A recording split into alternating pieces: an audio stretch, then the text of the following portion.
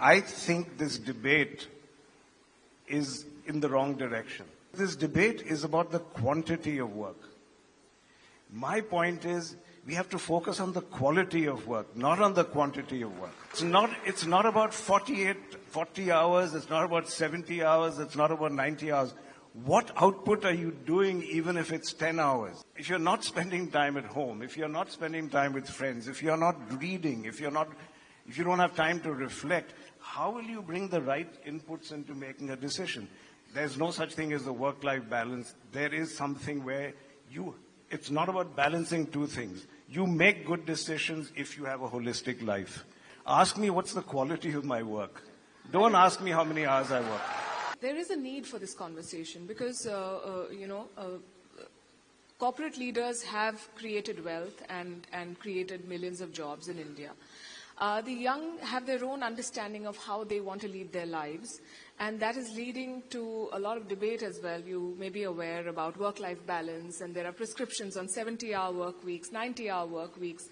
How do you address something like that? What is your idea of this balance, and how much is too much? I said, ऐसे audience में, this सवाल ये तो आना ही है आज. कोई ना कोई मुझे पूछेगा इस सवाल. So I'll tell you, I have huge respect for Mr. Narayan Murthy and others. So let me not get this wrong. Of course.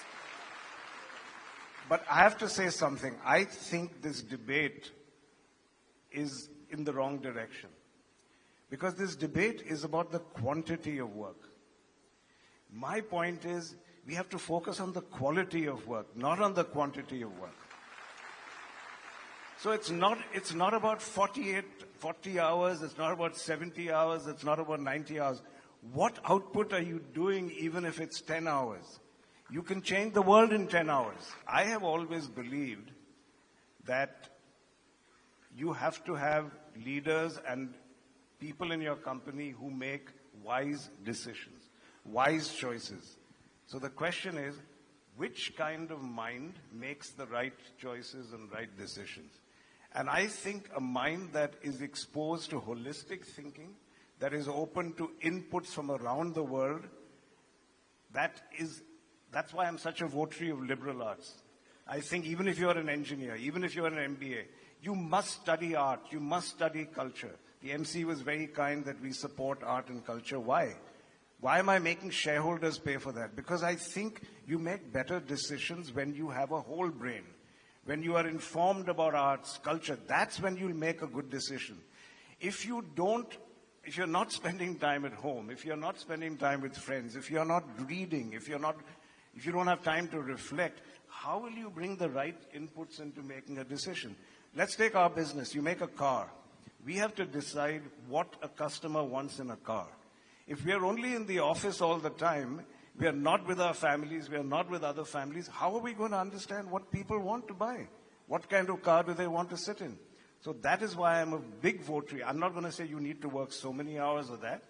Often you have to be in a tunnel just to complete a project or or there's a crisis, but you should not be in a tunnel every time. And Gandhiji said, open your windows, let the air in. So I definitely think there's no such thing as a work-life balance. There is something where it's not about balancing two things. You make good decisions if you have a holistic life, and you cannot be in a tunnel all the time.